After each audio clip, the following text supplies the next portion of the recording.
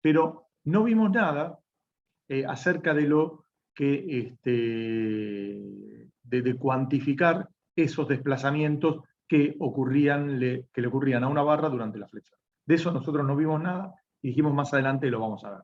Y cuando vimos flexión compuesta tampoco vimos nada, ¿entendido? Bueno, así que ese es un poquito el tema. Después vimos solicitación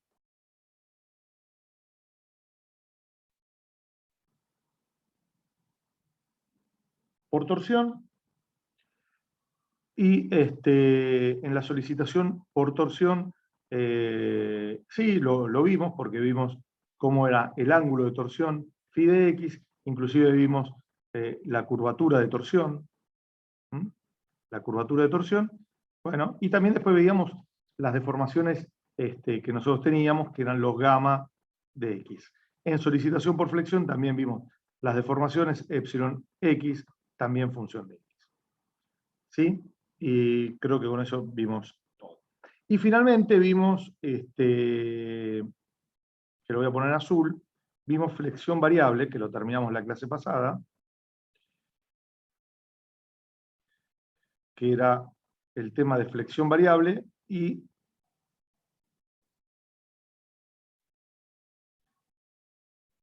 eso vamos a tratar de verlo hoy como tema teórico, ¿eh? Así que vamos a tratar de verlo hoy al final de la clase. ¿Sí?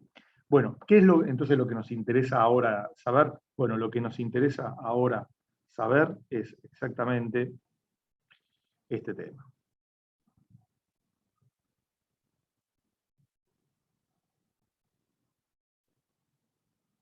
Esto es lo que vamos a ver en el día de hoy. ¿Bien?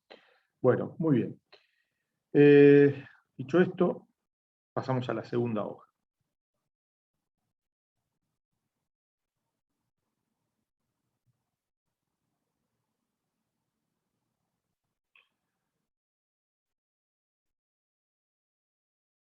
Vamos a ver ahora la nomenclatura que vamos a utilizar y que, bueno, la vamos a usar durante todo el desarrollo. Muy bien. Esta es bastante, un poquito la nomenclatura. Después yo se las voy a pasar un poco en limpio a través de un par de hojitas, pero simplemente para que la tengamos un poquito de referencia. ¿Estamos de acuerdo? Bueno, muy bien. A ver. Vamos a ver si me conviene escribirla o no. Me parece que me conviene escribirla, voy a hacer más rápido. Así que lo voy a ir escribiendo con el teclado y creo que va a ser más rápido para que todos inclusive la tengamos. Así que ahí. Bueno, muy bien. Nosotros vamos a ver, primero,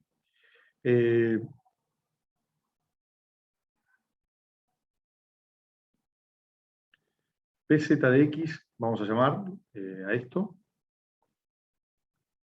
o QZ de X, y a esto vamos a denominarlo como va a ser la función de fuerzas activas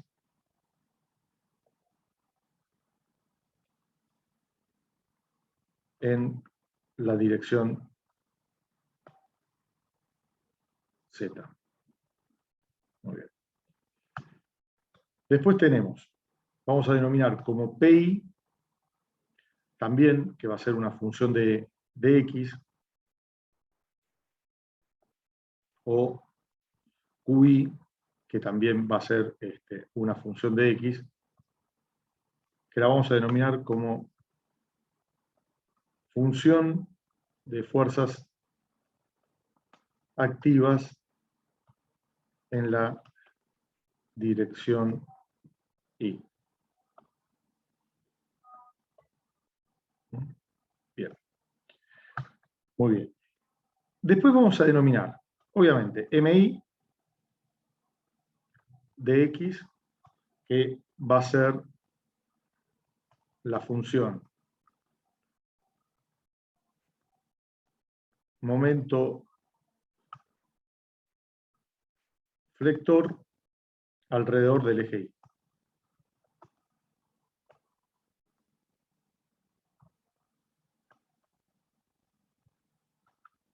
Después vamos a denominar como QZ, y los pongo justamente uno a continuación del otro, porque justamente el momento en I, la variación del momento en I es el que genera la existencia del esfuerzo de corte en Z.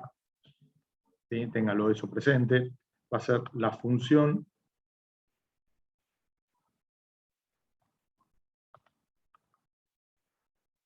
de esfuerzo. Bueno.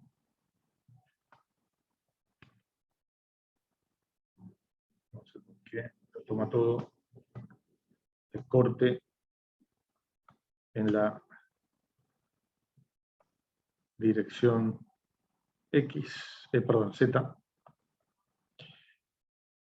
Después vamos a denominar como MZ de X, y esto sí lo tenemos que distinguir porque puede ser que tengamos flexión en ambas direcciones, es decir, estemos en presencia de una flexión oblicua, que va a ser la función momento flector alrededor del eje Z. Bien. Y después finalmente tenemos Q sub I, Q sub I de X, que va a ser la función esfuerzo de corte,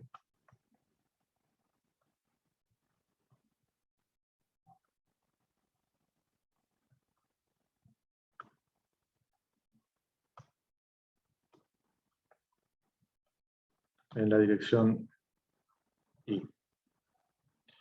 Y justamente la ponemos debajo del momento en Z porque pasa lo mismo entre MI y Q sub Z, ¿no? ¿Estamos de acuerdo? Muy bien. Después vamos a denominar como W de X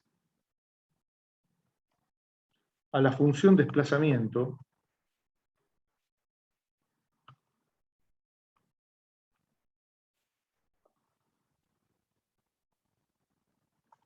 en la dirección Z. Como B de X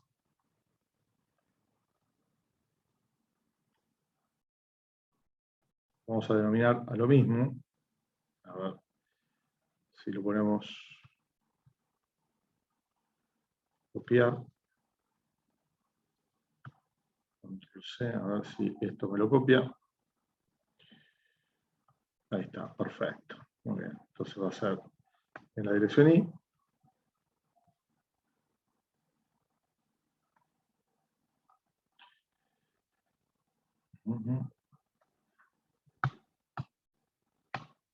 U de X va a ser finalmente, ahí está, en la dirección X. Muy bien. Bueno, hasta acá solamente nomenclatura, me queda bastante más. Después, ahora vamos a indicarle las otras.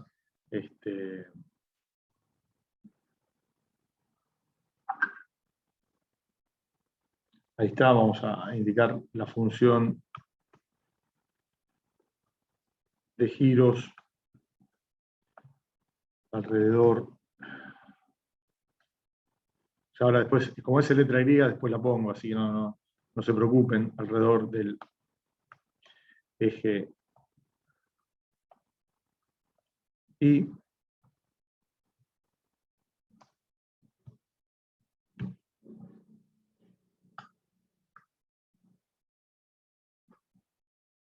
Después vamos a tener la función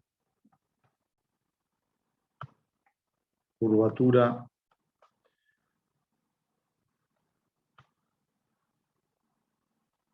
de flexión alrededor del eje Y, que esto es lo que comúnmente uno denomina como ángulo específico de flexión, obviamente alrededor del eje Y. Después tenemos lo mismo, que es más, lo voy a poner acá porque lo voy a copiar, que es mucho más fácil. Y Control C, ahí.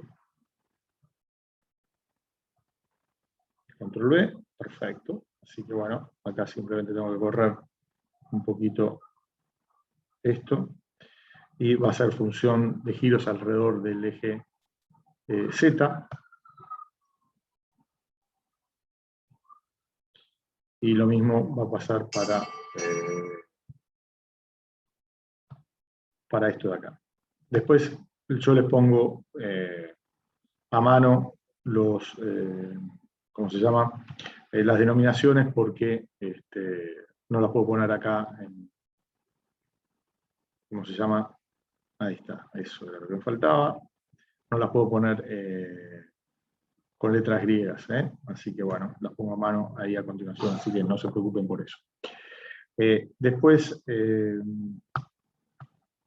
vamos a denominar como BI a la rigidez a flexión respecto de, o sea, de la barra, ¿no? Obviamente, respecto del eje Y, es decir, que ahí es donde interviene fundamentalmente el momento flector en el eje Y, y esto va a ser igual al producto de E por I sub I, es decir, el producto, o también, como muchas veces lo utilizamos, E por JI. ¿Estamos de acuerdo? Así que eso sí lo vamos a utilizar y bastante, así que bueno, tengámoslo ahí en cuenta. Muy bien. Bueno, y finalmente me queda también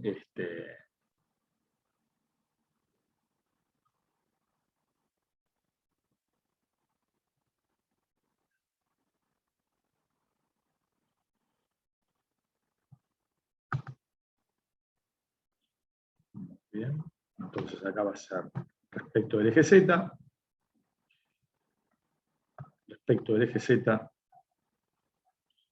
respecto del eje Z, y finalmente me queda ahí. Bueno, ya terminamos, ya queda poquito, y ténganme paciencia, pero así creo que les va a quedar, me parece que les va a quedar completito y lo van a tener bien para cuando, es decir, viene bien porque son todas letras que vamos a estar utilizando, esto tiene bastante dibujo, entonces me parece que va a ser bien me parece que le vas, después me dirán ustedes, no, la verdad que no nos vino muy bien hacerlo, pero me parece que le va a servir para entender todo.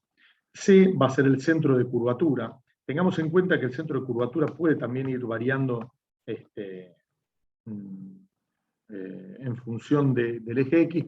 ¿Y por qué? Bueno, porque la curvatura de la barra va a ir variando, entonces para cada punto voy a tener un centro de curvatura distinto. Así que eso también. Acá, ¿qué pasó? Ahí. Bueno, ahí voy a llamar a, esto lo voy a llamar radio de curvatura.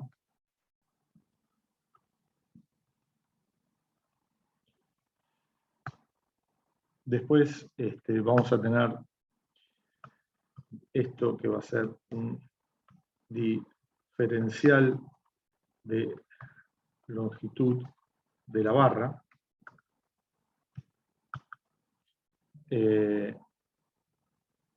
Después vamos a tener como diferencial S, va a ser un diferencial del arco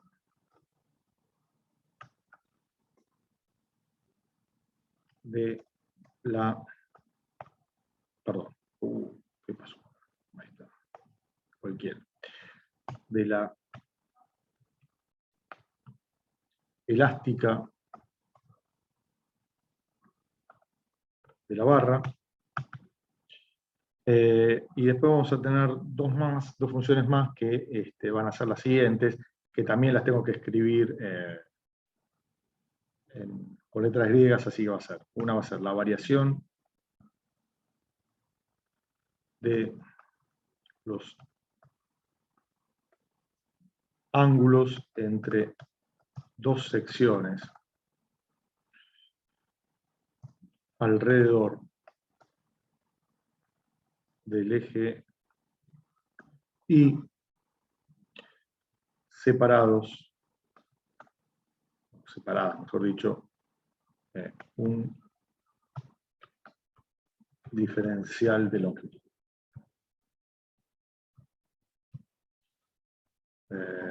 Y esto lo vamos a copiar de vuelta y lo vamos a repetir, porque así como tenemos una variación de los ángulos entre dos secciones separadas, un diferencial de longitud alrededor del eje Y, vamos también a tener un diferencial, una variación de ángulos alrededor del eje Z.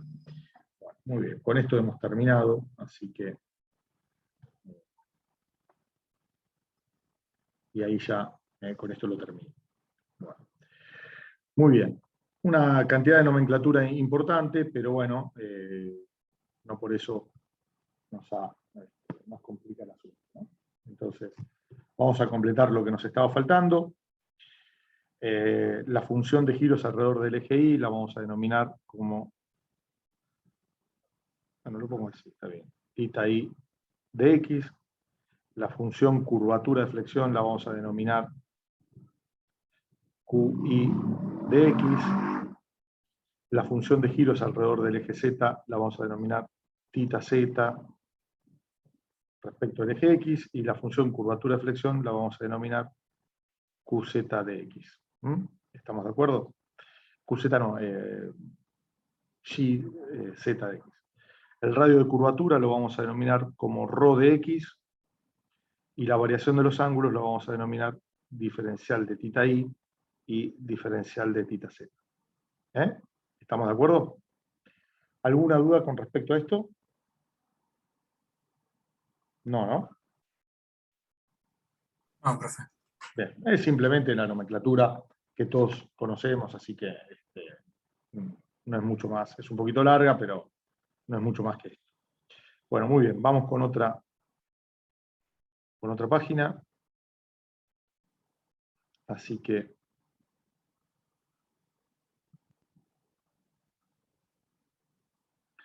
esto es 0,3. Bueno, lo que vamos a ver ahora son las hipótesis con las cuales nosotros vamos a trabajar. Que en general son las hipótesis con las que venimos trabajando durante todo el curso, pero bueno, vamos a repasarlas porque hay algunas cuestiones que requieren un poquito de precisión para tenerlas en cuenta, refrescarlas y saber cuando las mencionamos a qué nos estamos refiriendo. Aunque yo les dé una explicación teórica bien detallada de todas estas hipótesis, ¿no?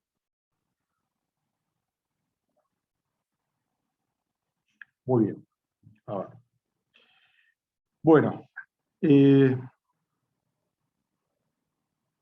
las primeras hipótesis, o el primer grupo de hipótesis, van a estar referidas acerca del material con el cual nosotros vamos a trabajar.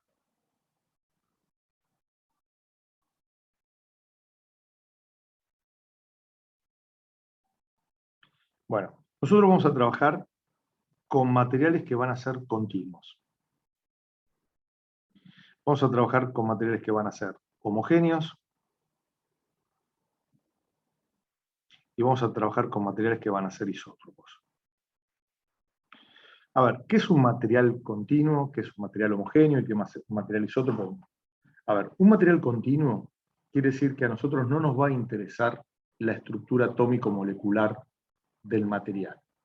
¿Y por qué no nos va a interesar? Porque nosotros sabemos que entre las partículas de un átomo, entre los componentes, mejor dicho, de un átomo, o las partículas componentes de un átomo o de una molécula, hay vacío, es decir, no está lleno de materiales. Entonces, si nosotros tuviéramos que hacer un gráfico espacial, en donde para cada punto del espacio hacemos corresponder un punto de materia, vamos a encontrarnos que primero ese gráfico no va a ser un gráfico continuo, sino que va a ser un gráfico puntual, es decir, un gráfico discreto, porque va a haber puntos del espacio que van a estar correspondidos por puntos materiales y van a haber otros que no van a estar correspondidos por puntos materiales.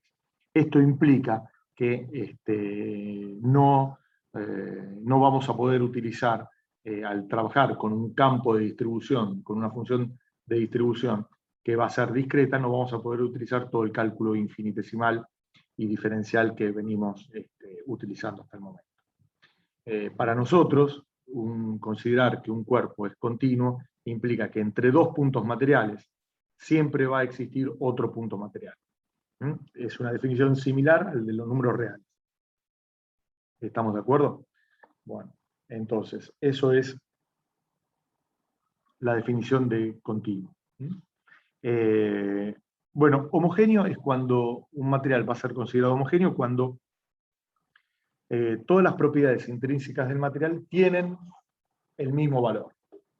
Por ejemplo, el peso específico del cuerpo, para cada uno de los puntos del cuerpo vamos a tener el mismo valor.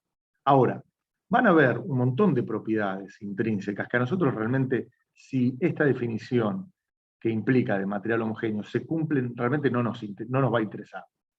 Por ejemplo, es decir, si yo estoy queriendo saber cuál es el factor de radiación o el coeficiente de radiación que tiene el material, y la verdad que no nos va a interesar casi para nada, porque, es decir, ¿qué tiene que ver la radiación con el comportamiento estructural de nuestro cuerpo? Y yo les diría que casi nada, ¿entendido? Salvo que realmente exista en alguna de esas propiedades una relación directa y que influya demasiado en el comportamiento estructural del mismo.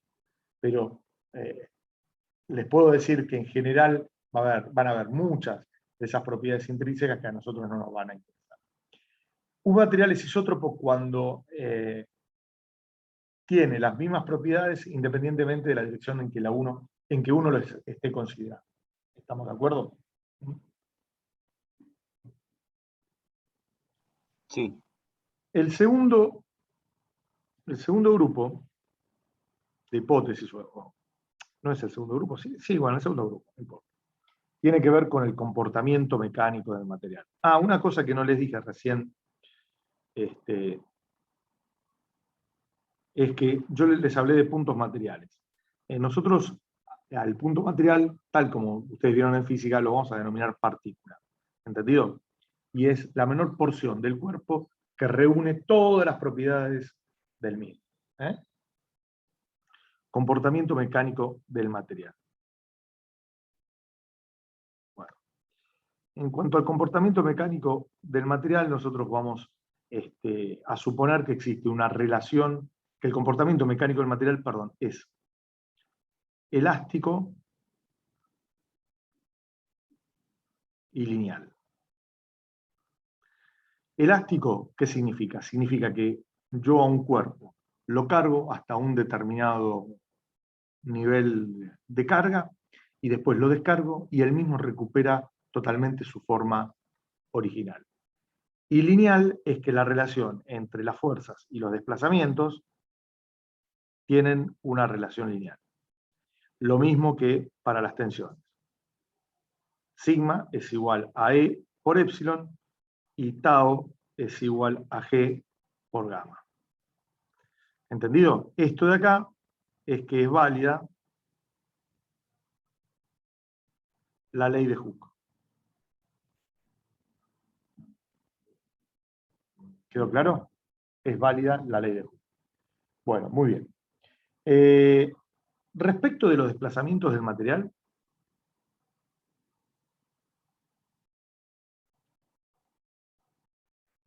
perdón, y otra cosita más que me olvidé de decirle de estos, es que en principio nosotros vamos a considerar que este comportamiento mecánico del material, que es elástico y lineal, se puede extender indefinidamente. Es decir, que siempre nosotros vamos a estar alejados de los límites en los cuales el material deja de comportarse elástica y linealmente. Para nosotros esto va a ser algo como lo siguiente, es decir, los gráficos que caracterizan a este comportamiento va a ser algo así, porque además va a ser elástico y lineal en ambas direcciones, es decir, tanto en las fibras comprimidas como en las fibras traccionadas.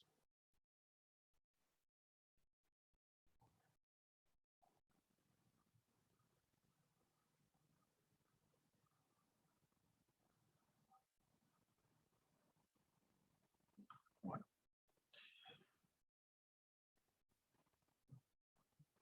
Esta es la línea y vamos a suponer que se extiende esto indefinidamente.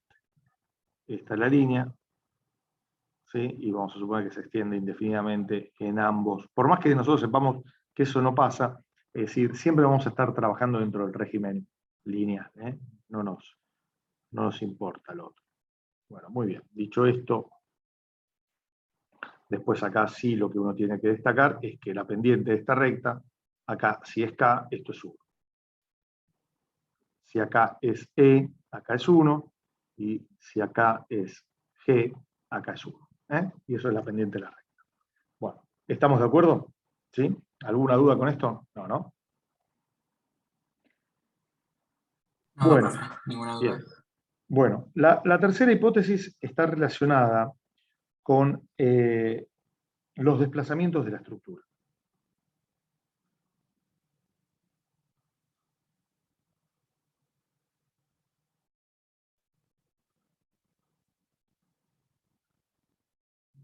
Los desplazamientos de la estructura.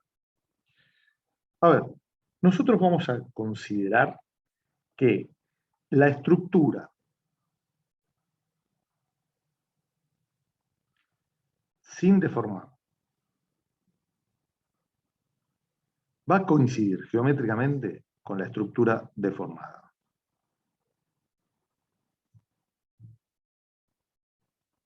¿Entendido? Con lo cual, ¿esto qué significa? Significa que los desplazamientos que la estructura va a sufrir como consecuencia de la acción de las cargas o de las causas deformantes van a ser tan chiquitas que comparadas con las propias dimensiones de la estructura podrán ser consideradas como despreciables. ¿Entendido?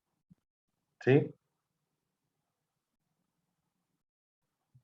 Ese es el concepto de hipótesis de pequeños desplazamientos. Por eso a esta hipótesis se la llama hipótesis de los pequeños desplazamientos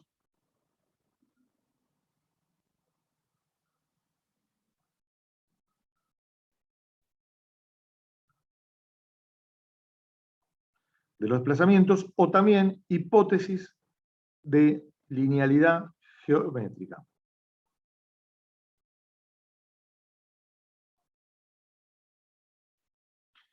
Que comúnmente la llamamos HLG, porque ahí usamos todo el ingenio que nos da nuestra profesión y a la hipótesis de linealidad geométrica la llamamos HLG. Así que, bien valga. Bueno, esta hipótesis a su vez tiene dos aspectos muy importantes. El primer aspecto es un aspecto estático.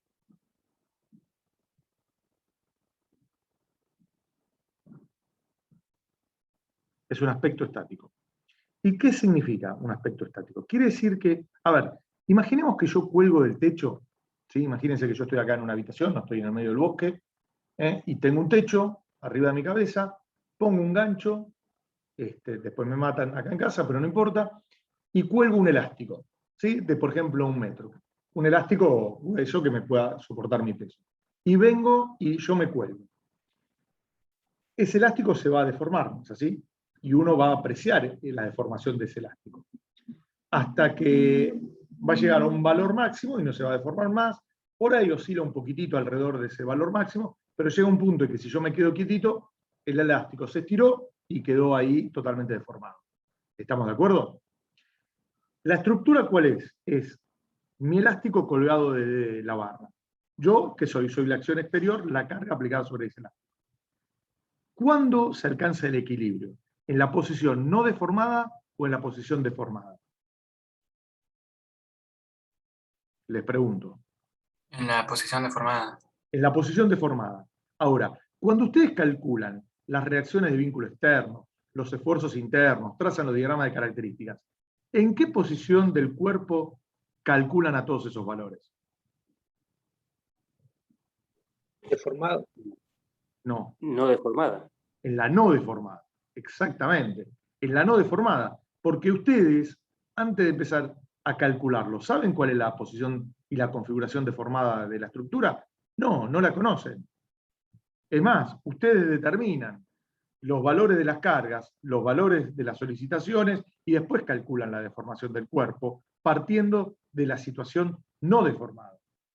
¿Y esto por qué es válido? Esto es válido porque los desplazamientos, como consecuencia de la deformación de la estructura, son tan pequeños que para nosotros la configuración deformada y sin deformar es la misma. Si nosotros no tomáramos esta hipótesis, eso no lo podríamos calcular. ¿Se entendió? ¿Me expliqué? Sí, profesor. Bien. Este aspecto, si se cumple, implica que se cumple la hipótesis de linealidad estática. Y después tenemos un segundo aspecto que tiene que ver, así como este tiene que ver con las magnitudes estáticas, el segundo aspecto va a tener que ver con las magnitudes cinemáticas, por eso se lo llama aspecto cinemático. Y esto tiene que ver en que cuando yo tengo desplazamientos, al ser estos tan pequeños, fíjense lo siguiente. A ver, imaginemos que yo tengo una barrita. Esta barrita tiene una longitud L. Si esta barrita puede pivotear alrededor de A, esto vamos a hacer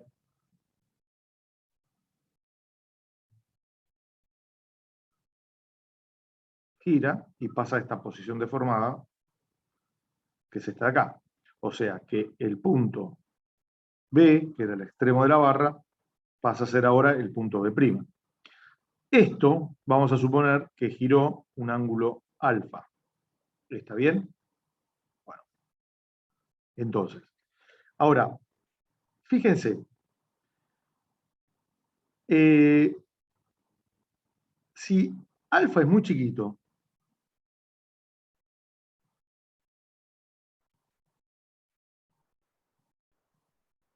si alfa es muy pequeño, la pregunta es la siguiente, a ver, el punto B sufrió, en definitiva, un desplazamiento horizontal y un desplazamiento vertical.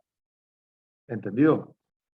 Bueno, entonces, si alfa es muy pequeño, lo que en definitiva pasa es que el arco coincide con la cuerda, o secante, y coincide con la tangente. Entonces, va a ser lo mismo haber considerado que B', en vez de estar ahí, está acá como B segunda. Y por lo tanto, fíjense que la distancia BB segunda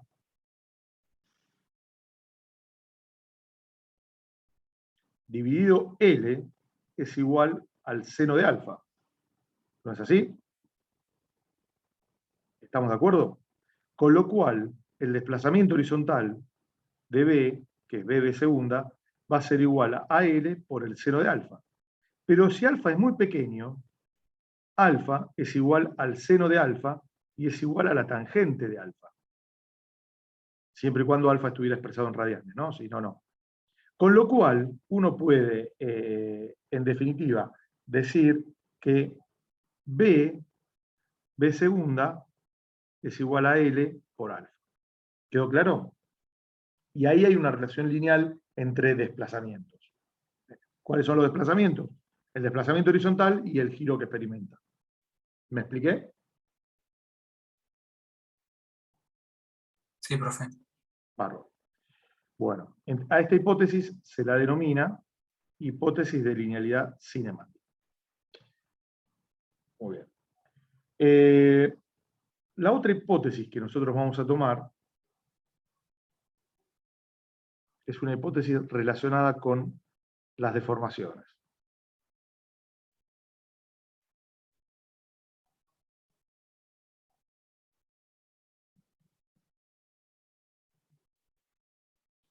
Una hipótesis relacionada con acerca de las deformaciones. nosotros vamos a considerar que las deformaciones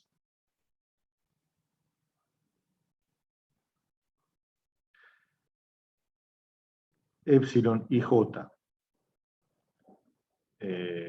o si los quieren denominar como epsilon y gamma y j, son muy pequeñas,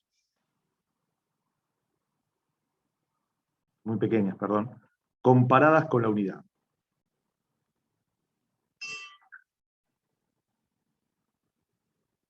Comparadas con la unidad, ¿entendido? Por lo tanto, el producto de dos deformaciones, epsilon y j por epsilon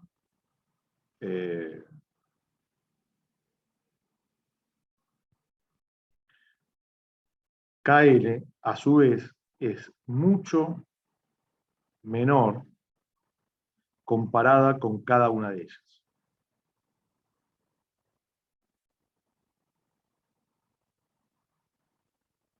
¿Entendido? ¿Sí? Las deformaciones también son muy pequeñas. Ahora, cuando uno estudia esto, yo podría hacer análisis en las cuales cada una de estas hipótesis las puedo no cumplir, con lo cual son análisis mucho más complejos, pero para lo que estamos haciendo nosotros, esto en principio sirve muy bien. Después vamos a trabajar con cargas que las vamos a denominar como pseudoestáticas. ¿Sí? Cargas pseudoestáticas. ¿Qué significa que vamos a trabajar con cargas pseudoestáticas? Que no introducen, fundamentalmente en realidad, que no varían en el tiempo. Tanto en valor, en dirección, en sentido, en nada. Es decir, nosotros no vamos a trabajar con acciones dinámicas. Las acciones dinámicas son aquellas en donde tanto las causas y o los efectos pueden variar en el tiempo. ¿Entendido? Entonces, con ese tipo de situaciones nosotros no vamos a trabajar. Así que vamos a trabajar con este tipo de cargas. Después, algunas que tienen que ver básicamente con el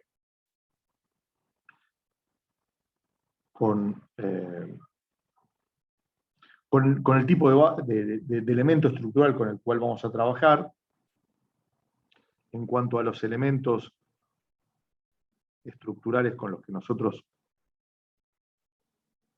vamos a trabajar, van a ser con las barras de eje recto,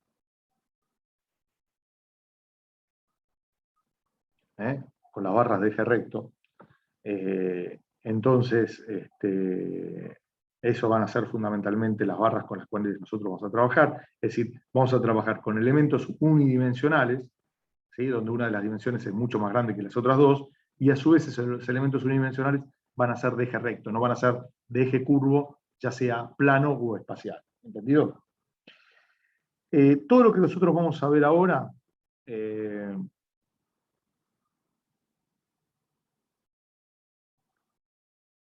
va a estar aplicado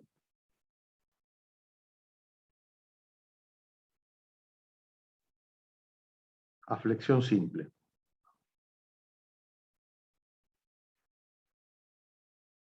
Va a ser aplicado a flexión simple.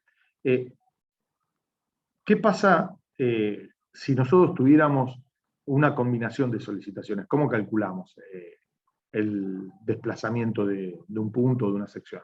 Bueno, al final del capítulo se los explico. Les dejo esa intriga para que no puedan dormir hoy a la noche y toda la semana, hasta la semana que viene, cuando se los termine de explicar y de comentar. Así que... Y después vamos a trabajar con barras esbeltas. Esa también es otra de las cuestiones. Las barras esbeltas son donde la longitud de la barra, dividido la mayor dimensión transversal D de la misma, es mayor o igual a 10. O dicho de otra manera, L es mayor o igual a 10 por la longitud, por la mayor dimensión transversal de la pieza. Muy bien. Bueno, ¿me expliqué, chicos? ¿Eh? ¿Sí? Bueno, muy bien. Bueno, al final dimos una clase intermedia, es decir, nos quedamos con algunos detalles sin ver de esto, pero bienvenidos. Creo que vino bien este repaso como introducción a este tema. Y después, el otro tema que tendríamos que ver es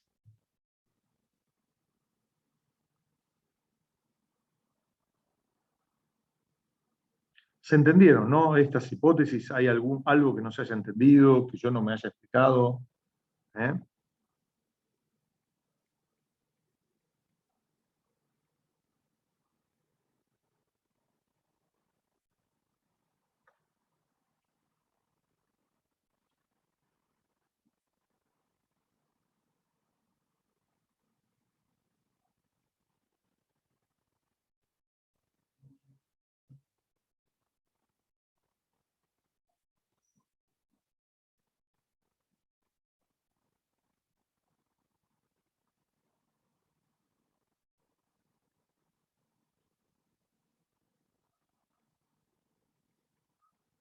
Métodos para el cálculo de desplazamientos y de deformaciones.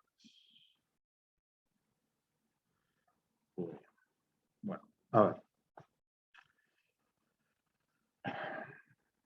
Vamos a ver un poquito.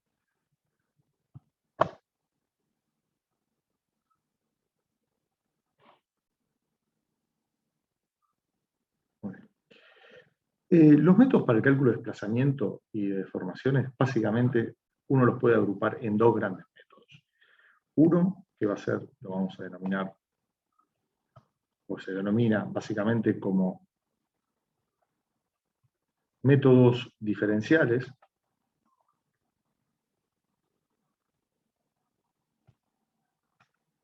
en las cuales estos métodos son los siguientes. Uno es el método de la ecuación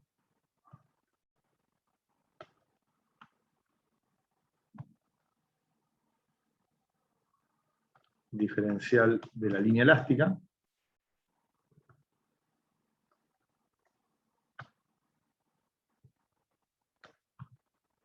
No voy a escribir todos, voy a escribir los principales. El otro va a ser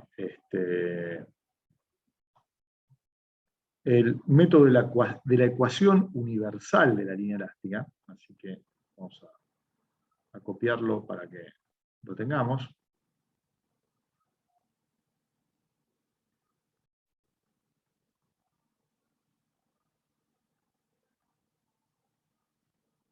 Ahí está. Entonces, el método de la ecuación universal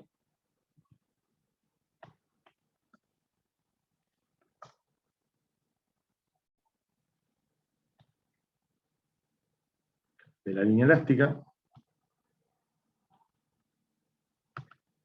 Y el otro método es el método de los teoremas de Moore, que son bastante interesantes de aplicarlo, pero a veces no nos da el tiempo. Entonces, ese fundamentalmente, pero existe y está en mucha bibliografía. O sea que fíjense que Moore estuvo en todos lados. Bueno. Y después existe un segundo grupo que se los denominan como métodos energéticos.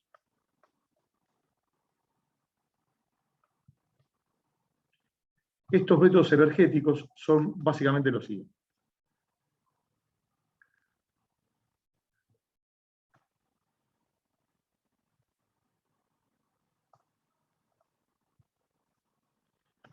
Son métodos es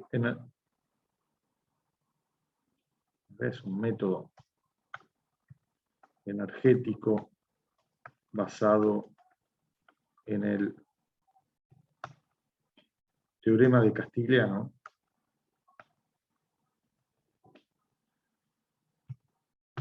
Y el otro es el método energético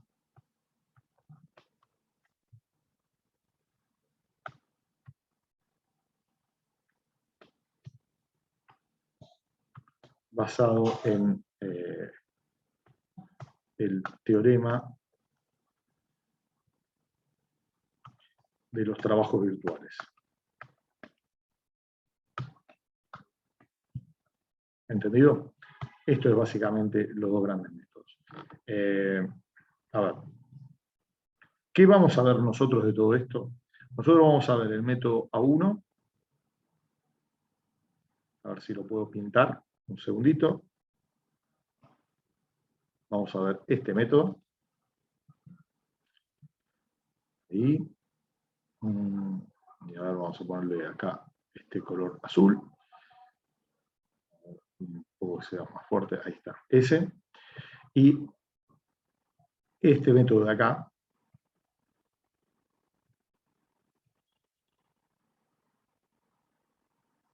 Pero no lo vamos a ver este año, sino lo vamos a ver el año que viene. Lo vamos a ver el año que viene en análisis estructural o estabilidad 3. ¿Entendido? Sí, profe.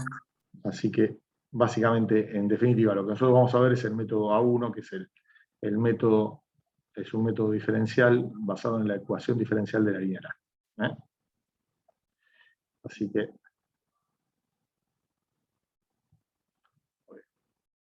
bueno, subrayamos esto y ya nos queda. Muy bien. Listo y listo. Perfecto. Bueno, ¿alguna duda con esto? Esto es simplemente, fíjense que hasta ahora fue bastante descriptivo, todo lo que venimos viendo, y ahora sí vamos a entrar un poquito en la parte un poco más densa, más ploma. Yo voy a tener que dibujar bastante,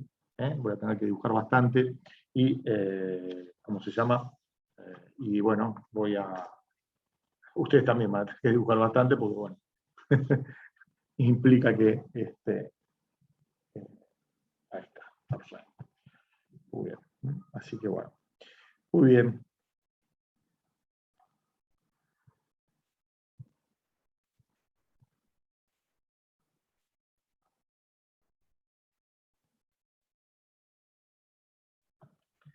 Bueno, entonces vamos, 0,5.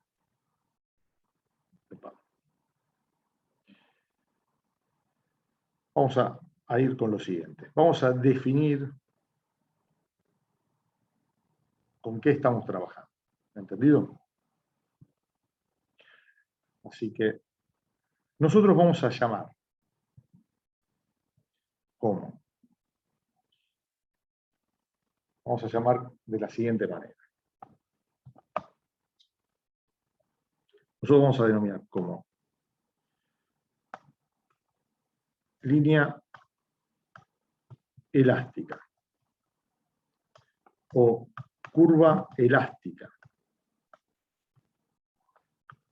o simplemente lo vamos a denominar como, siempre toco algo y me escapo, ¿no? O simplemente elástica. ¿A qué? A ver, ¿se lo acuerdan cuál era la definición?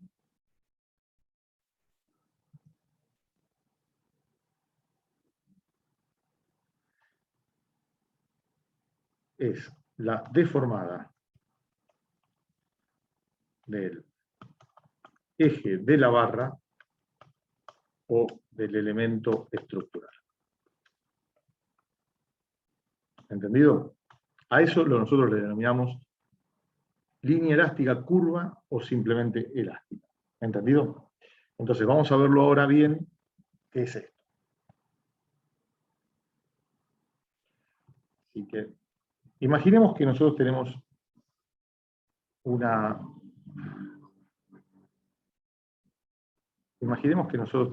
lo siguiente. Ahí está. Muy bien. Imaginemos que tenemos esto.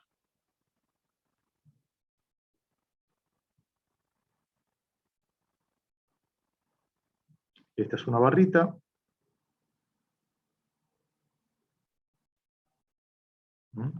Que vamos a suponer que está simplemente apoyada.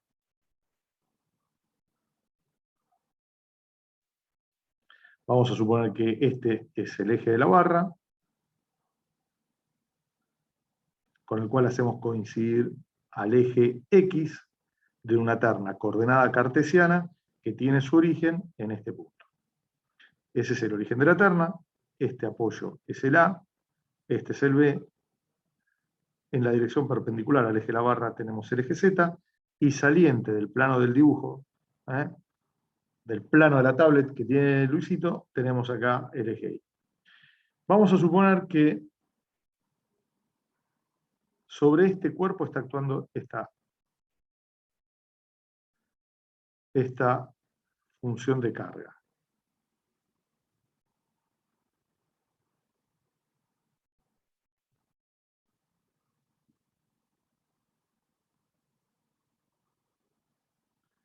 Que es QZ de X. ¿Entendido? ¿Hasta acá estamos todos de acuerdo? Y ya que estamos, a ver, consideremos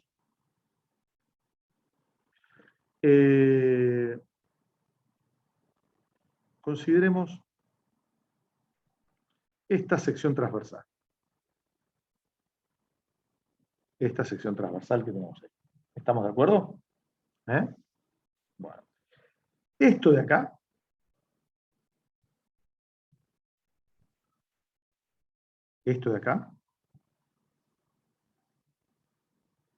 es el eje de la barra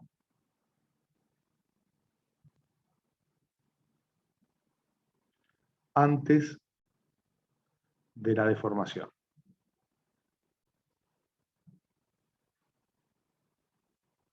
¿Entendido?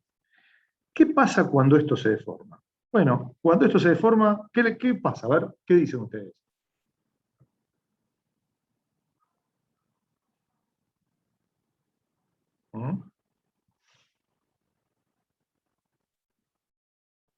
Sí, de a uno, no hablemos todos juntos, porque si no... ¿Qué le pasa a la barra una vez que le aplicamos la carga QZ? Se va a deformar hacia abajo ¿Hacia abajo? y que la barra se va a deformar hacia abajo y luego las secciones girarán de la Perfecto. mitad de la barra a la izquierda. Ujú. Creo que con terna derecha es positivo el giro. A Lo que ver, está espera. lo que está de la mitad más o menos del punto Gira máximo, negativo. en realidad del punto máximo de desplazamiento vertical, en realidad las secciones lo que van a experimentar son dos desplazamientos que ahora lo vamos a ver. Pero todavía no nos adelantemos, estamos tratando de entender qué es la línea elástica o curva elástica, nada más. Aguantame un poquito con eso, Damián, no te Bueno, preocupes tanto. Entonces fíjate, esto básicamente se va a deformar así. Lo hago bien pronunciado para poder distinguir el valor máximo, no sabemos todavía. Y el eje de la barra, ahora, se me transforma en esto.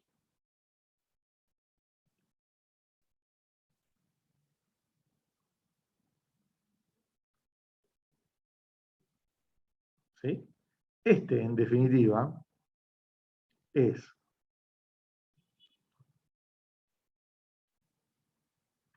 el eje de la barra después de la deformación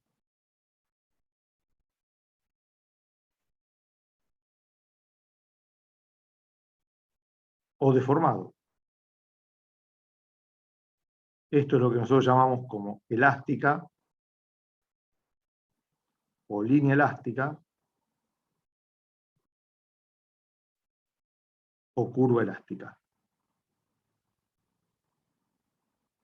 ¿Quedó claro? ¿Qué le pasa a esa sección? Bueno, esa sección, en definitiva, pasa a ser esta de acá.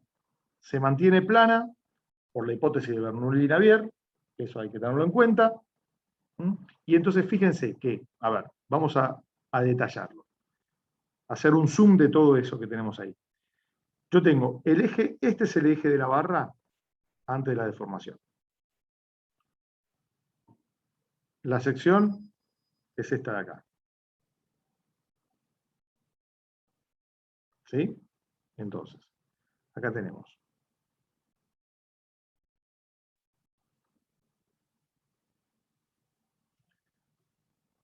eje de la barra antes de la deformación. Bien. Después de la deformación, el eje de la barra es algo así. Y la sección, esta, ahora es esta de acá. ¿Estamos de acuerdo? En definitiva, a la sección, ¿qué es lo que le está pasando? A la sección lo que le está pasando es que, primero, perdón, que acá no lo puse y sí lo tengo que poner ahora, porque si no, este es eje de la barra deformado.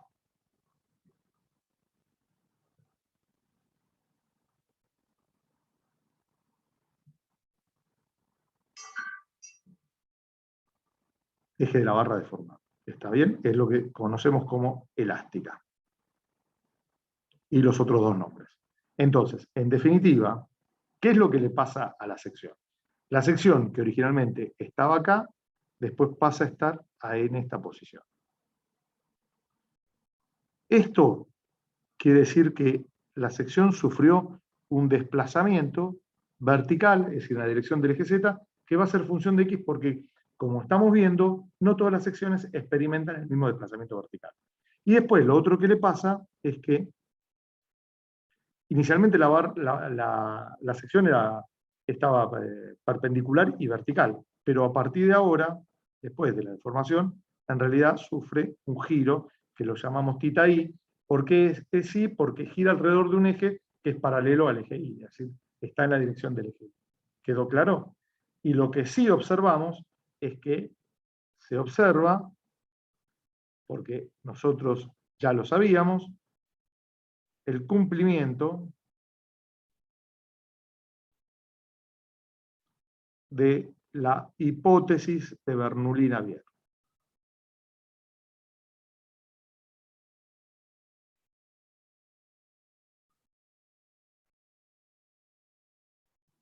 ¿Quedó claro?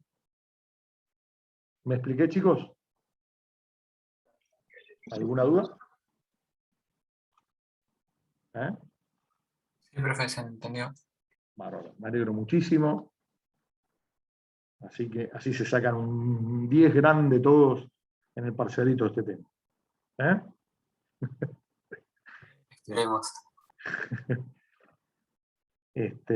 Bueno, muy bien. Vamos con otra hojita nueva, ¿les parece? Y seguimos sumando hojas. 6 creo que era, sí. Sí, era 6. Muy bien. Bueno, ahora vamos con la parte más simple de todo este tema, que son las demostraciones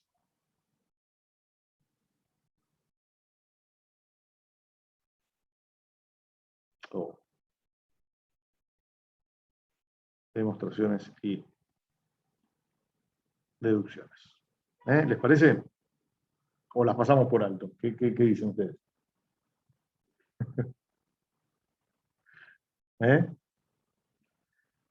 Bueno, Nos vemos, nos vemos. la vemos. Dale, perfecto, bárbaro. Gracias por el apoyo, chicos, como siempre. Así, bueno, muy bien.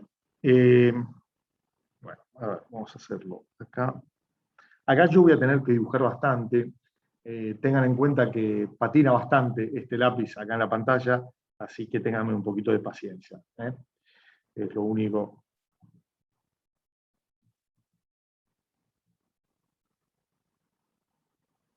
Vamos a suponer que tenemos esta vía simplemente apoyada.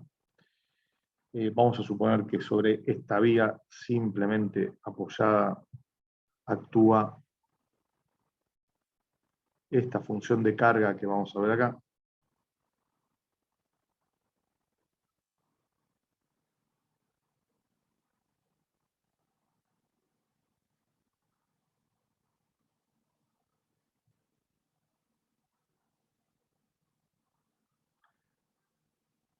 QZ de X. Esto es el eje X.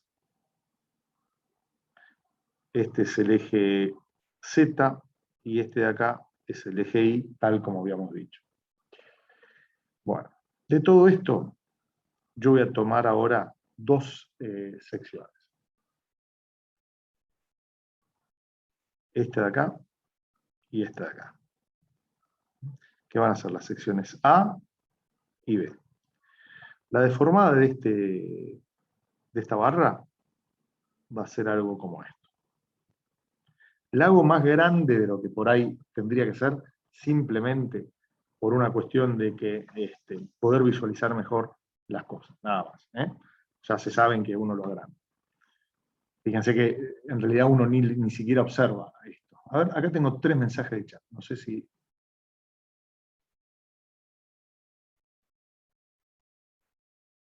Bueno, ¿qué es esto? Hagámosla rápida si no falta tiempo. No sé qué es eso. Bueno, no importa. Bueno, entonces, acá tenemos la función w de x, que es la función de desplazamientos verticales, y las secciones, en definitiva, pasan a ser estas de acá. Esta es A' y esta es B'. ¿Entendido? Entonces, a ver.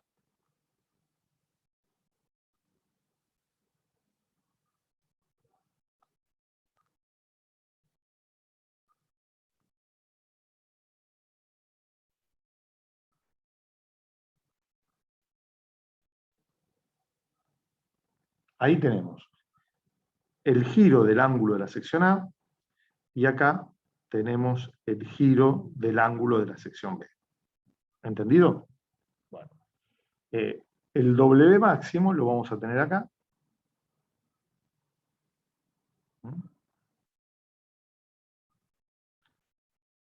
Este es el W máximo. En el W máximo, el θ es igual a 0 en W máximo, es decir, cuando se alcanza el máximo valor. Y estas dos secciones, inicialmente, estaban separadas un diferencial de longitud. Diferencial X. Y finalmente, lo que no marqué acá, que ahora sí lo tengo que marcar,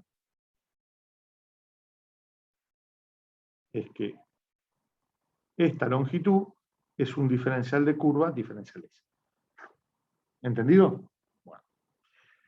Para resumir, acá yo voy a tener que, fíjense, el giro en A es mayor, igual o menor a 0.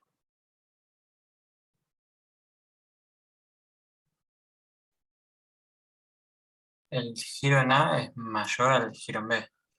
No, pero yo pregunté si era mayor, igual o menor a 0. Es decir, si el giro es positivo o negativo, eso es lo que quise decir. ¿Es negativo? En este caso sería negativo. En este caso es negativo, claro. El giro en A es negativo, mientras que el giro en B también es negativo. Ahora, el módulo del giro en A es mayor que el módulo del giro en B. ¿Estamos de acuerdo? ¿Sí? Fíjense que el máximo está en el extremo izquierdo y a medida que me voy acercando hasta el centro, disminuye. De hecho, fíjense que desde el valor máximo, desde donde θ es 0, justamente ahí cambia la positividad de los giros. De ahí para ahí, θ es menor a 0, de acá para el otro lado, θ es mayor a 0. Ahora, si yo hago la variación del giro entre las secciones B y A, es decir, hago θB menos θA, esto que voy a llamar diferencial de θ, ¿es mayor o menor a 0? ¿Es positivo o negativo esto?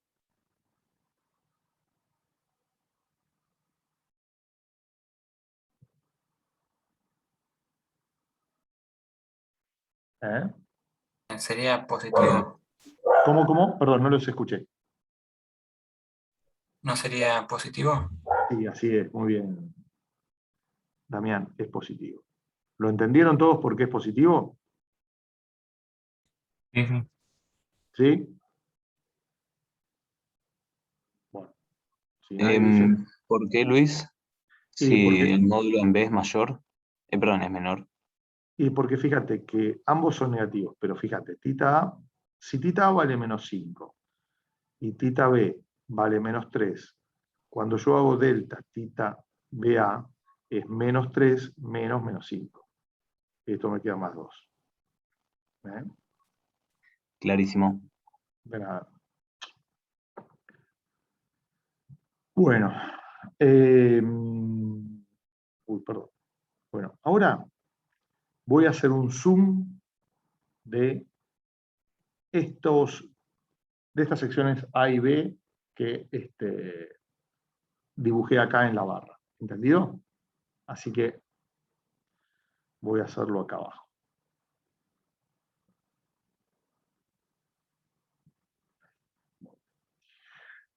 A ver. Vamos a ponerlo por acá.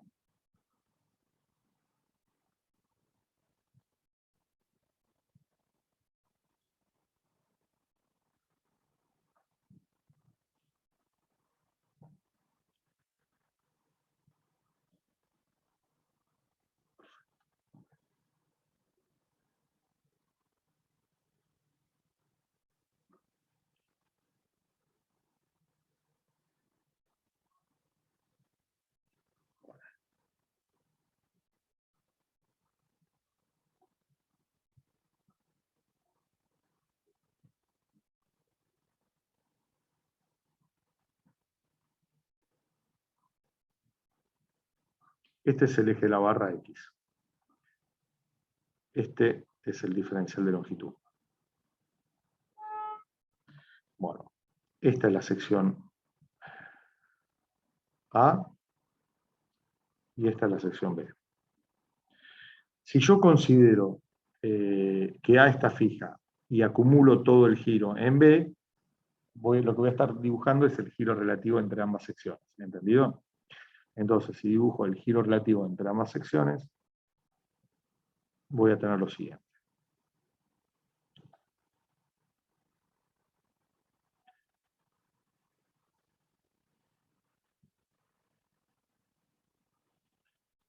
Y esto, y bueno,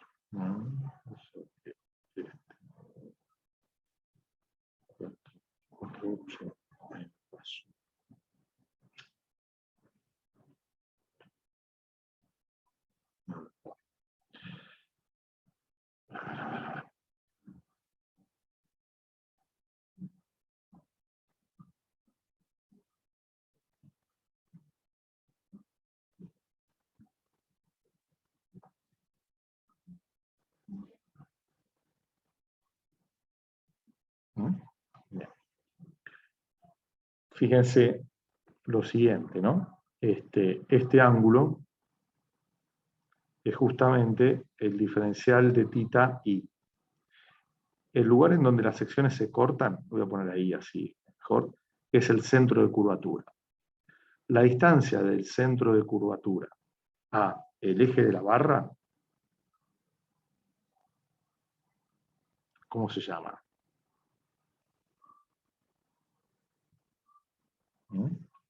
Esto es el radio de curvatura. Radio de curvatura. Exactamente. Y la sección, obviamente, es esta que yo dibujé acá, que la voy a hacer un poquito más gruesa, simplemente por una cuestión de destacarla más. Ahí.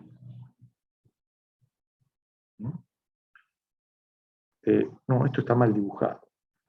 Está mal dibujado, perdónenme. No, lo dibujé mal, porque gira todo alrededor del eje de la barra. No sé por qué. Estuve pensando más en cómo dibujarlo que en lo que tenía que dibujar. Discúlpenme.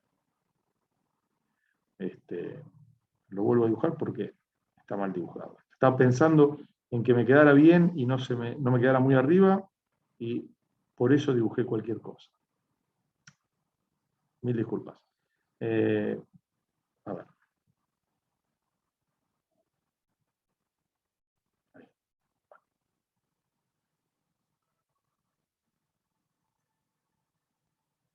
Claro, está bien, ahora sí.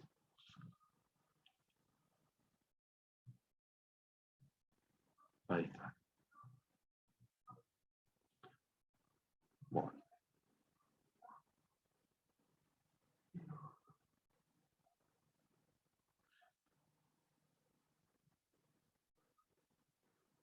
Ahora sí. Este es el centro de curvatura. Esta distancia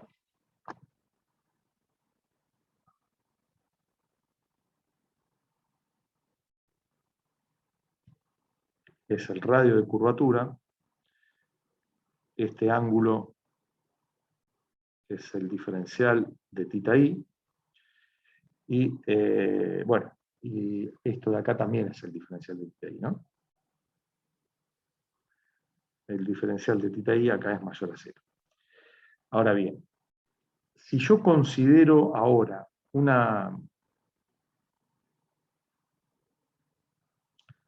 unas fibras cualesquiera a una determinada distancia, como estas de acá, ¿sí?, que se ubican a una distancia z del eje de la barra, ¿sí?, voy a tener que esto de acá es el delta diferencial de x. ¿Entendido? ¿Me expliqué? ¿Sí? Es decir, si quieren lo marco, a ver, de otro color. Lo marco en rojo, y esto lo borro, en un bordo fuerte. Uy, perdón. Voy a borrar. Y esto de acá es el Ahora sí. delta diferencial de x. ¿Entendido? Ese es Sí, el ahora delta sí. diferencial. Bien, bárbaro. Es la variación de la longitud inicial, ¿no? Entonces, para que un poco quede claro, el delta, a ver,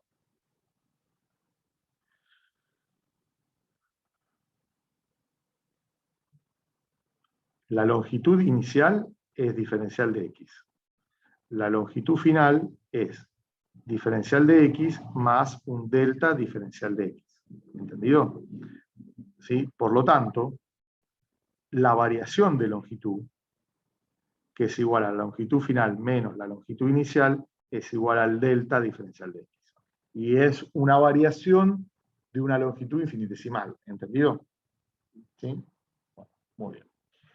Ahora, fijémonos en lo siguiente. Fijémonos en lo siguiente. Vamos a hacer todo el desarrollo que viene a continuación. Esto tiene muchas expresiones. Yo les voy a ir poniendo numeración a las expresiones para que después, cuando tengamos que hacer referencia, las sigamos. No es complicado, pero como hay varios idas y vueltas, requiere algún temita de ir siguiendo. Bueno, primero, el radio de curvatura por el diferencial de ángulo, ¿sí?, ¿qué me va a dar? Me va a dar, es decir, el arco, el radio por el ángulo me da el arco. Y el arco, en este caso, es diferencial de x. ¿Sí? Con lo cual, 1 sobre ρ es igual al diferencial de θi respecto de x. Esto es la variación del ángulo respecto de la longitud inicial, y es lo que comúnmente se denomina curvatura de flexión. ¿Quedó claro? A estas dos expresiones las voy a llamar 1a y 1b. Muy bien. Bueno.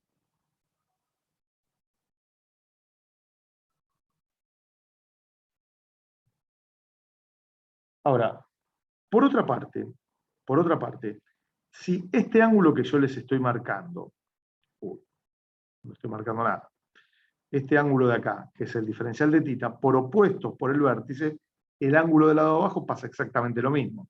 Cosa que si yo quiero ahora expresar esa misma relación en función de z y de delta diferencial de x, voy a tener lo siguiente. Voy a tener que z por diferencial de θi es igual al delta diferencial de x. ¿Entendido? A el nivel z de análisis. Expresión 2a. Muy bien. Con lo cual, el diferencial de θi es igual al delta diferencial de x al nivel z dividido z. ¿Estamos de acuerdo? Bueno. Si ahora a esta expresión la divido por diferencial de x, ¿qué voy a tener? Voy a tener diferencial de θi dividido diferencial de x por igual a 1 sobre z por el delta diferencial de x al nivel z dividido el diferencial de x. Expresión 3. Ahora, ¿qué es esto de acá? ¿Qué es eso, chicos?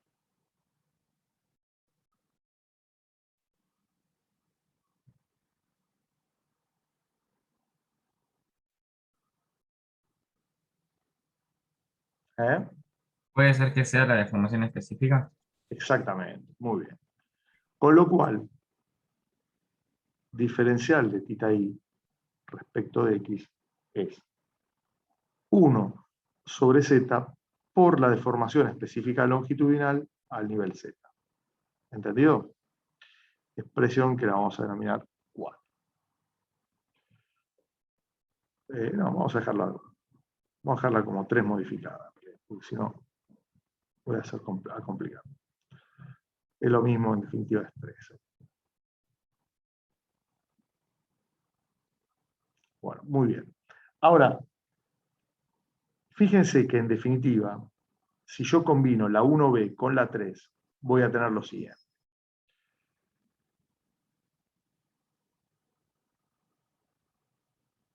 Si combino la 1,3 con la b, voy a tener lo siguiente. Voy a tener que 1 sobre ρ,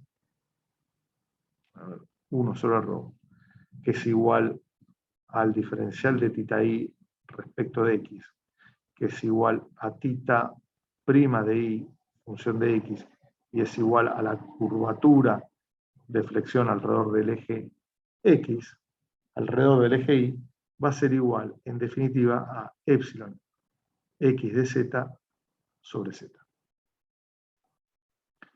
Esta expresión sí la voy a llamar 4, y esta es una de las que más me va a interesar.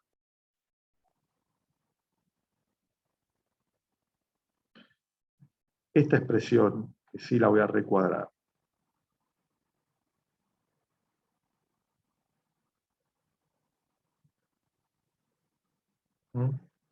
es válida para cualquier tipo de material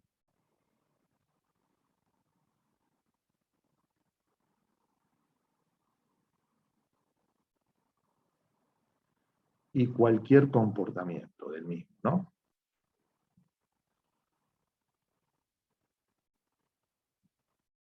¿Qué significa esto? Ya sea elástico o plástico. ¿Entendido? ¿Sí? Bueno. Hasta acá, ¿se entendió? ¿Sí? No hice nada del otro mundo. Bueno. Voy a continuar en la otra hoja para que no quede un choclo, porque el programita no me autodivide las hojas. Así que voy a crear otra hoja. Va a seguir siendo el mismo 0.6 porque voy a seguir con lo mismo. Así que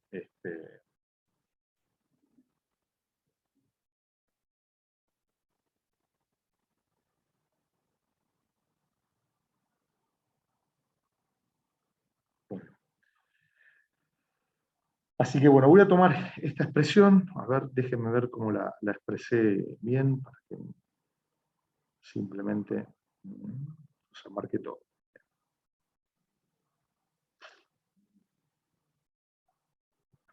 Bueno. Entonces, de la expresión 4, vamos a tener lo siguiente. Voy a tener 1 sobre ρ, diferencial de θ i respecto de x.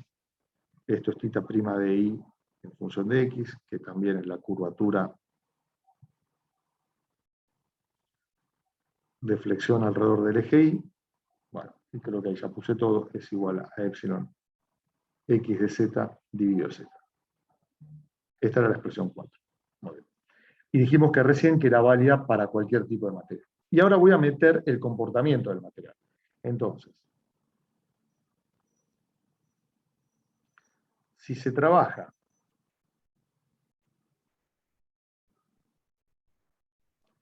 con un material con comportamiento elástico y lineal, ¿qué vamos a tener? Bueno, vamos a aplicar la ley de Hooke,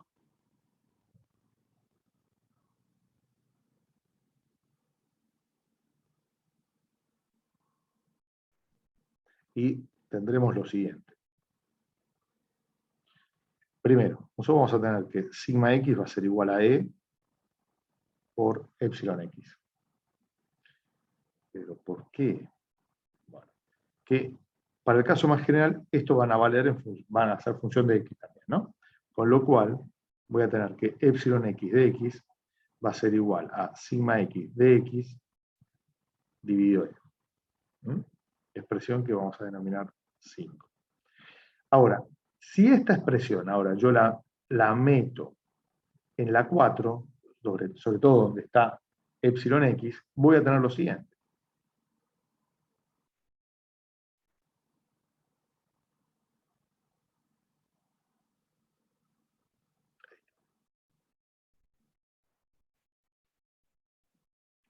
Bien.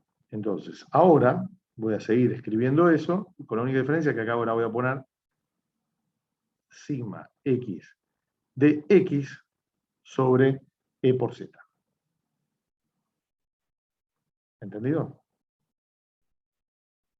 ¿Sí? Bien. Bueno. Vamos a hacer un paréntesis todo acá y seguimos. Ahora, ¿qué es lo que voy a hacer? ¿Qué voy a hacer ahora con esto? Ahí está.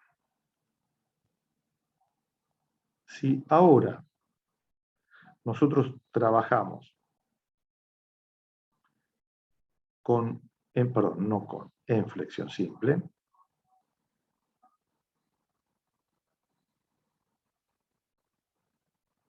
¿qué es lo que se va a verificar? Se va a verificar que sigma x va a ser igual al momento en y, que es una función de x, dividido i sub i por z.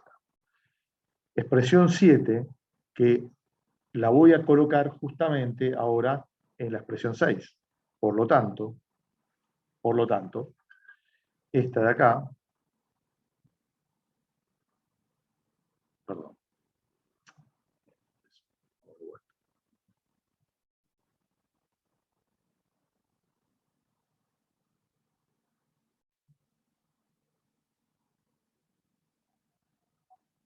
esta expresión, en definitiva, ¿cómo me va a quedar ahora? Bueno, me va a quedar de la siguiente manera. Reemplazo sigma x por esa expresión. Entonces voy a tener mi, que va a ser una función de x, sobre e por i sub i por z sobre z. Cuestiones que yo las voy a terminar simplificando. Y en definitiva, ¿qué me va a terminar quedando? Me va a terminar quedando que esto es igual a mi de x sobre e por i sub i.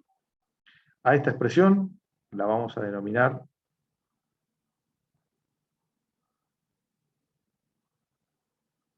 expresión 8. ¿Hasta acá venimos bien? ¿Me vienen siguiendo? ¿Alguna duda con todo esto? Estamos bien. Bueno, muy bien.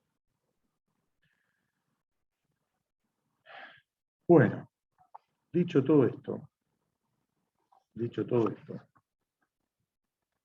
vamos a tener lo siguiente.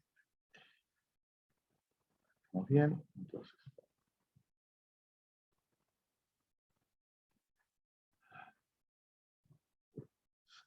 6.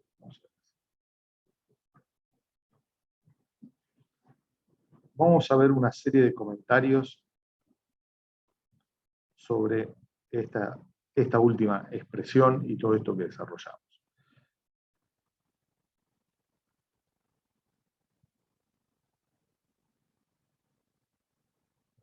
Primero, si el material es homogéneo,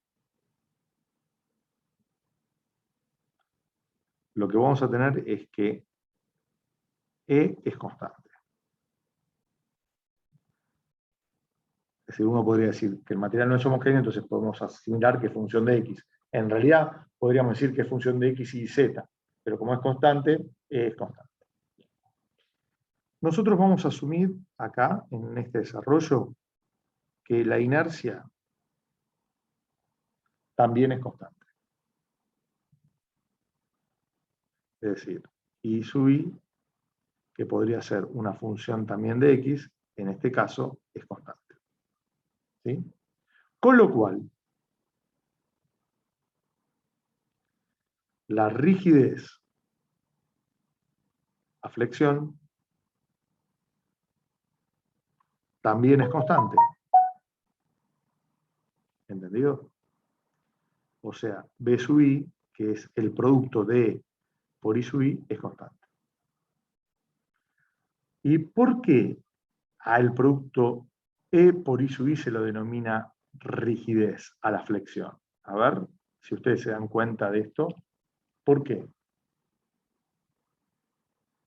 Porque mientras mayor sea su valor, lo que gira el ángulo va a ser menor, porque está abajo dividiendo. Exactamente. Y las deformaciones también van a ser menores. Fíjate que si vos comparás esto de acá con esto de acá, con eso de ahí, en definitiva, a mayor E por I sub i, menor van a ser las deformaciones y obviamente, como bien dijiste vos, Damián, menor van a ser el cambio de ángulo entre las dos secciones. Recuerden que los materiales más rígidos son aquellos materiales que menos se deforman o que menos desplazamientos sufren. ¿Estamos de acuerdo? Bueno, muy bien. Sigamos un poquitito más. 2 comentarios más, creo. Por otro lado, fíjense que acá tengo que 1 sobre ρ es el momento dividido E sobre I sub i, pero también nosotros podemos escribir que el radio de giro es igual a E por I sub i, perdón, dividido,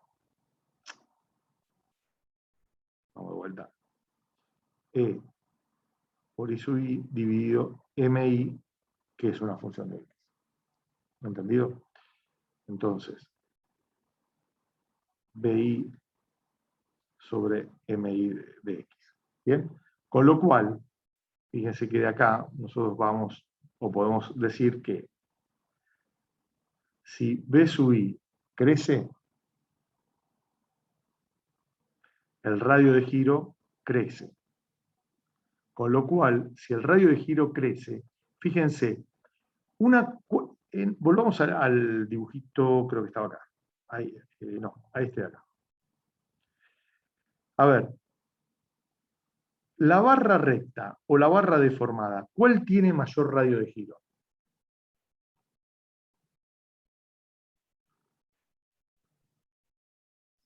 La barra recta tiene un mayor radio de giro. Exactamente, tiene infinito directamente. La barra recta Sí. tiene un radio de giro que tiene infinito. A medida que es más recta, mayor valor es el radio de giro, como bien Moore dijiste, pero con lo cual la barra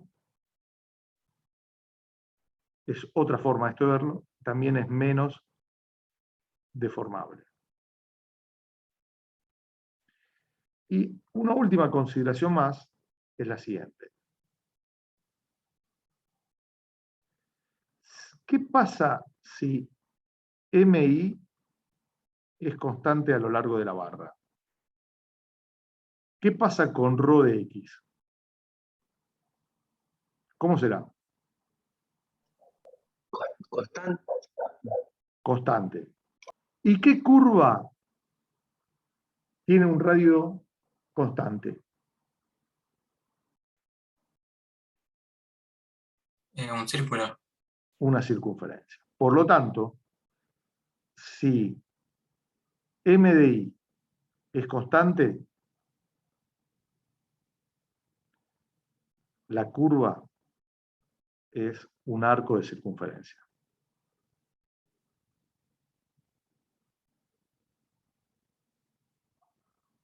¿Quedó claro? ¿Me expliqué, chicos? ¿Sí? Sí.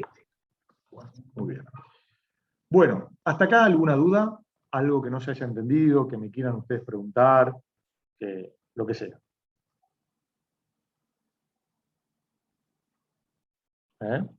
¿O venimos bien? Por lo menos ahora. Sí, sí. Creo que sí. ¿Venimos bien? Bueno, muy bien. Bueno, no nos queda mucho. Yo diría, vamos a hacer todo lo posible por terminar el tema hoy, y las cositas que me quedan de corte las vemos la semana que viene. Así ya este tema también lo cerramos. ¿Les parece? ¿Mm? Bueno. ¿Nos tomamos un descanso ahora? ¿Sí? ¿Mm? ¿Quieren? Dale, profe. Bueno, son casi 8:58, 9:18, así, para estar empezando 9:20 a más tardar. Largamos con la segunda parte de, ¿cómo se llama?, de la clase. ¿Les parece? Así tomamos un cafecito, algo fresco, un mate, no sé, lo que tengan ganas ustedes. ¿Sí? Bien. Bueno, muy bien. Paro con la grabación.